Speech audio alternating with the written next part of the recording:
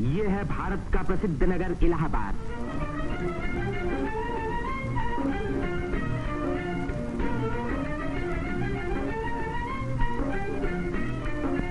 यहीं पहल उत्तर प्रदेश में एक विश्वविद्यालय की स्थापना हुई।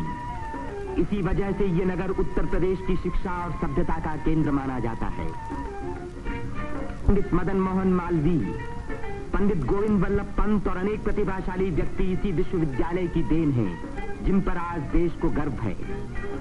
ये है हमारे प्रधानमंत्री पंडित जवाहरलाल नेहरू का निवास स्थान, आनंद भवन। भारतीय राजनीति का ये एक प्रमुख केंद्र रहा है। इस नगर को तीर्थराज प्रयाग भी कहते हैं। यहीं गंगा और जमुना का संगम है। इसी संगम में गुप्त सरस्वती नदी भी आकर मिलती है। इसीलिए इस स्थान को त्रिवेणी संगम कहा जाता है। त्रिवेणी बहुत पुराने जमाने से भारत का एक पवित्र स्थान माना जाता है। सृष्टि की रचना की शक्ति प्राप्त करने के लिए यहाँ ब्रह्मा ने यज्ञ और तपस्या की। लक्ष्मी की प्राप्ति के लिए विष्णु ने भी यहीं तपस्या की। यहीं स्नान करके भगवान शंकर ने त्रिपुर राक्षस के वध करने की शक्ति प्राप्त की और यहाँ महात्मा बुद्ध ने संसार को सत्य का संदेश भी सुनाया।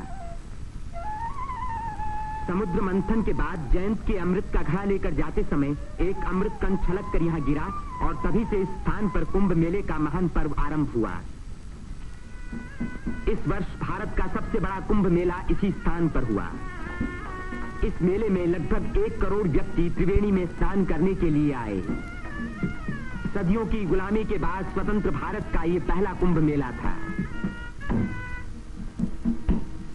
त्रिवेणी में स्नान करके तन, मन और आत्मा को शुद्ध करने के लिए ही यात्रियां आते हैं। योगी और सन्यासी, गरीब और अमीर सभी प्रकार के लोग यहाँ इकट्ठे होते हैं। कुंभ मेले के मौके पर देश के नर नारी एक दूसरे के धार्मिक विचारों से परिचित होते हैं। धार्मिक संस्थाएं योगी और सन्यासी यौगिक क्रियाओं को दिखाते हैं।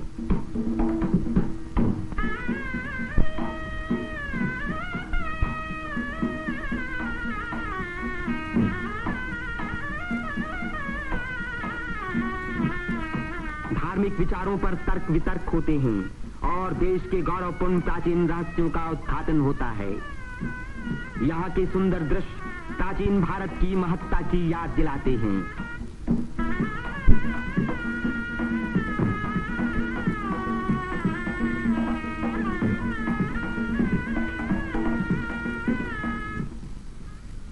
मेले के धार्मिक रूप के अलावा उसके दूसरे दृश्यों में सुंदरता और स्वतंत्रता का रंग चमक रहा था। रंग बिरंगी चूड़ियां, देवी देवताओं की मनमोहिनी मूर्तियां,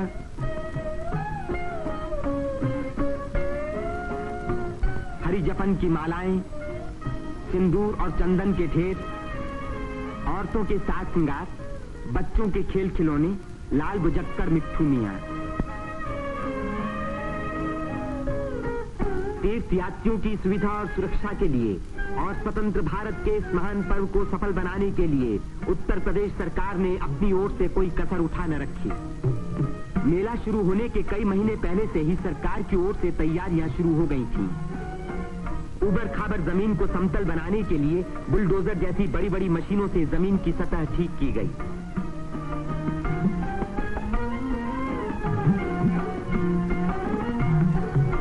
गंगा जी ने अपना किनारा 15 से 30 फुट गहरा काट दिया था, जिसके कारण यहाँ स्नान करना असंभव था। बुलडोजरों ने इन किनारों को सपाट बनाया, जिससे तीर्थ यात्री यहाँ सकुशल स्नान कर सके। जिस काम को 1000 आदमी 3 महीने में खत्म नहीं कर सकते थे, उसी को 6 बुलडोजरों ने 15 दिन में पूरा कर दिखाया।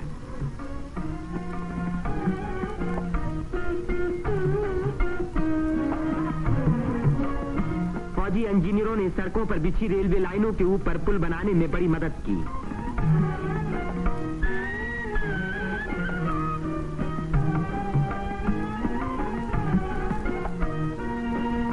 इससे रेलों के आने जाने के समय भीड़ सड़कों पर कभी न रुकी, बल्कि लगातार त्रिवेणी की ओर बढ़ती रही।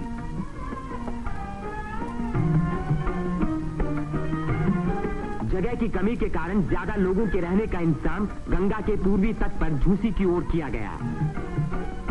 वहां से शेष मेले तक आने के लिए भारतीय सैनिकों और उत्तर प्रदेश सरकार के सार्वजनिक निर्माण विभाग ने पीपों के 6 पुल बनाए।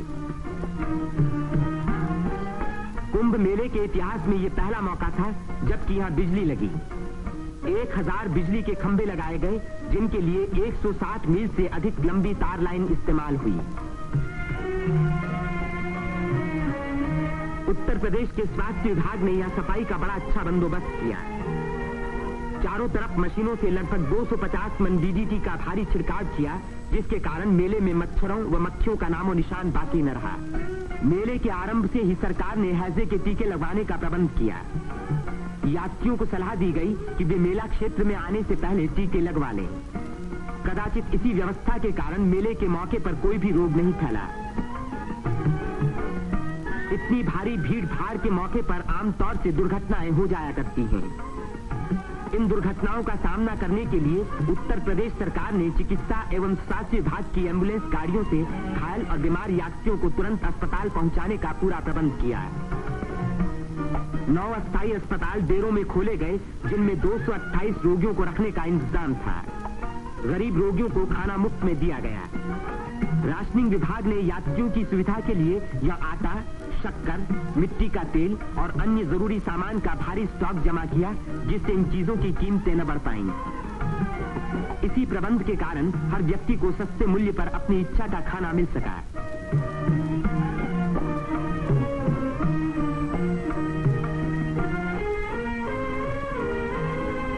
सेवा समिति, अग्रवाल समिति और भारत स्काउट्स एंड गाइड्स जैसी स्वयंसेवक संस्थाओं ने यात्रियों के मार्ग निर्देशन, उनकी सुरक्षा और घायलों का प्राथमिक उपचार किया। पुलिस यात्रियों के संचालन का कार्य करती रही। आने जाने के लिए अलग रास्ते रखे गए। भीड़ को काबू में रखने के लिए चलते फिरते वायरलेस सेटों का इस्तेमाल किया गया।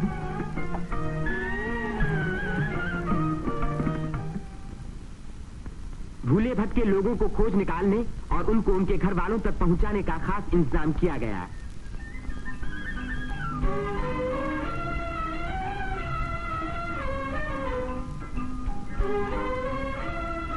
मेले में लाउड स्पीकरों का एक जाल बिछा दिया गया, जिससे भटके हुए लोगों का नाम पुकार पुकार कर उनको एक स्थान पर इकट्ठा किया गया। मेले के आरंभ होते ही उत्तर प्रदेश के मुख्यमंत्री पंडित गोविंद वल्लभ पंत ने मेले के बंदोबस्त का मुआयना किया। इस तीर्थ स्थान पर जमा हुए लाखों मेहमानों के सुख सुविधा की उन्हें बड़ी चिंता थी।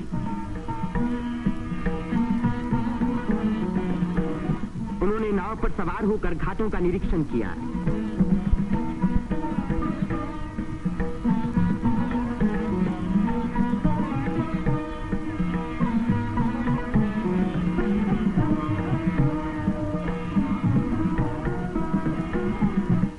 पीपे के पुलों को भी देखा।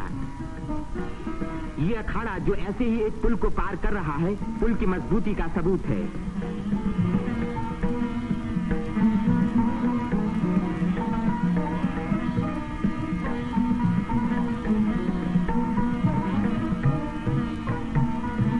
हमारे प्रधानमंत्री पंडित जवाहरलाल नेहरू ने भी मेले के इंतजाम का निरीक्षण किया। वे सड़कों पर घूमे और पुलों पर भी गए।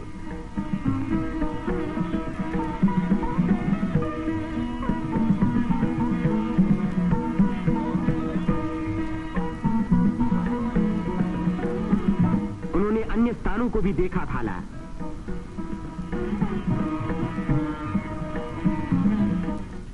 भारत के अन्य लाखों व्यक्तियों की भांति हमारे राष्ट्रपति श्री राजेंद्र प्रसाद ने भी त्रिवेणी में स्नान किया। इस दिन अपार जनसमूह यहां इकट्ठा था।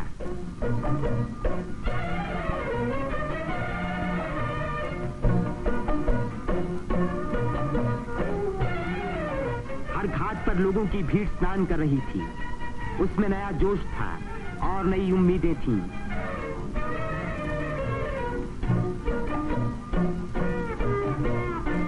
ये दृश्य जाहिर कर रहा था कि इस भीड़ की महान रचनात्मक शक्ति के कारण देश का भविष्य उज्जवल है। उसकी इसी शक्ति के कारण हमारी उन्नति के बड़े से बड़े कार्य अवश्य सफल होंगे। जिस स्थान पर मनुष्य और देवताओं ने यज्ञ किए और भविष्य का संकल्प किया, उसी स्थान पर इन नर नारियों ने आज भारत को फिर से बलवान और सुखी बनाने की प्रतिज्ञा की और भारत की स्वतंत्रता को अमर रखने के लिए अपने शरीर में एक नए प्राण को जन्म दिया।